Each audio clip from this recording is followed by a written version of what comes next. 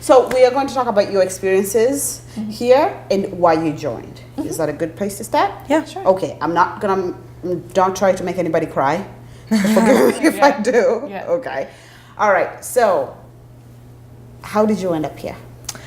So I started, one of my providers, I was meeting with her, we meet monthly, and she saw a NAN project flyer and thought that it would be something that I would be very interested in doing. She thought that I was in a place in my recovery where I could go out into schools and present about what I was going through, and she thought it might be a little bit therapeutic for me as well. What about you? So I started actually about 3 years ago. So I went to school for psychology, and there was a class that I was taking, and part of our project for Mental Health Awareness Month, which is May, which is now too, was to kind of figure out something that we wanted to work on, a project that we wanted to work on, and I really wanted to work on a suicide prevention project. What's the training like? What are you learning through the training? So it's about, it was 3 days, now it's gone to 4 because we realized we need more time, but the training covers basically everything that you would need to be able to do what we do, which is to go out into the high schools and tell your story. So we spend a lot of time kind of, how do you craft your story? What details do you include and not include? Like, how do you talk about, this really hard stuff in a way that's safe for you and safe for your audience? Like, you don't want to include some of those gory details. How do you talk about things in a way that is real for teenagers, but still inspires hope and ends, with a positive? So we cover that. We spend a lot of time with that. We also do the QPR training that everyone does, which is the suicide prevention gateway training. And it's kind of what are the tools that you need to have a conversation with someone who might be struggling? How do you ask someone if they're struggling with suicidal thoughts? What are some of the signs? And we role play having that conversation. We do some of the public speaking skills and stuff like that as well. How do you answer the questions that a high schooler might have for you? Be that some of the awkward questions that we get, or just, how do you answer a question well when you have limited time? So how does it feel to relive your story over and over again? That's an interesting question. Yeah, some days it can be really hard. You're talking about like some really personal things to strangers. But sometimes, at least for me personally, it makes me feel stronger. Going through some really tough stuff definitely changes a person. And so when I'm talking about it, it just it shows me where I used to be and where I am now. And so when you share your story and you hear yourself, right? Articulate the words. What are you hearing? That's a good question. Personally, I try to read it without thinking about it as much as possible, because some days, if I'm really not having a good day, it can be really hard to talk about.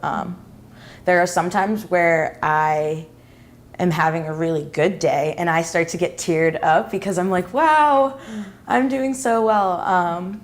It's just a daily reminder of where we used to be, and we should just be really proud of ourselves. I don't know, I think this is a great job for anybody who's been through something. It's a daily reminder of how well you're doing, How far you've come. Mm-hmm. What about you? What are you hearing? I think, to me, like I hear it, and a lot of the stuff that I went through in high school, I think was so hard because I thought I was the only person that was going through it. And then just the stigma of, I thought I was the only one for so long.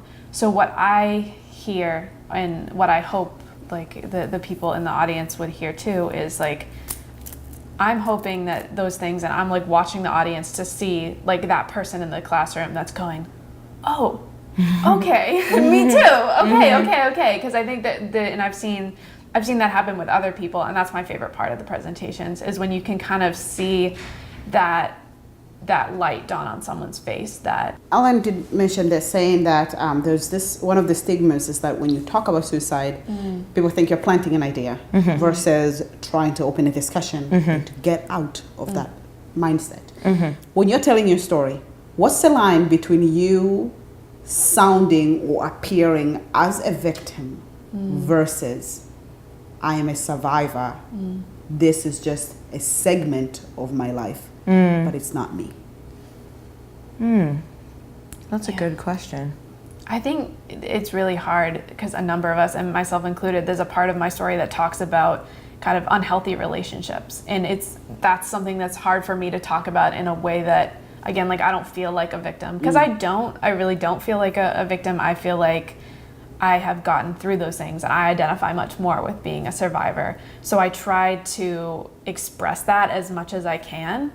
But at the same time, like, you don't want to kind of put someone else in a place that they can't identify with feeling victimized, because there's so much of, I think, early recovery that just feels like, why me? And why did this happen to me? Why did I get this diagnosis? And that's okay. So I think one of the messages that or the themes that we try to get across is that, like, if all you can do today is get out of bed and that's like it, congratulations for getting out of bed. Like, that's okay. That's valid. You're taking a step.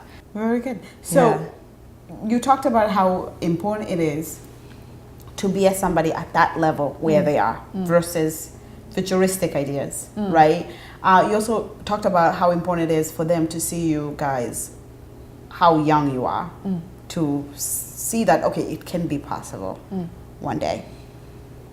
Is there any backlash? Have you faced any backlash from the 2 years, almost 3 years, from the 3 years you've been doing this? Has anybody come to you and said, what you're doing is having this adverse effect on me? I mean, I think since we're so vulnerable with people, they open up to you a little bit, right? Like, if you come out and you, like, we're not walking in the door and saying, you need to talk about suicide and we don't know anything about that. You need to talk about, mental health, and we're not like a removed source. Like, we're talking about our experiences as we live them and being really vulnerable with people. And people tend to respond really well to that, even if, I think, even if they have that thought in their head of like, well, isn't this going to do more harm than good? I think once they hear you, that guard goes down a little bit, because they see that our goal is not to make anyone do anything they don't want to do or talk about something that they're not equipped to yet, is that we want to start that where you are.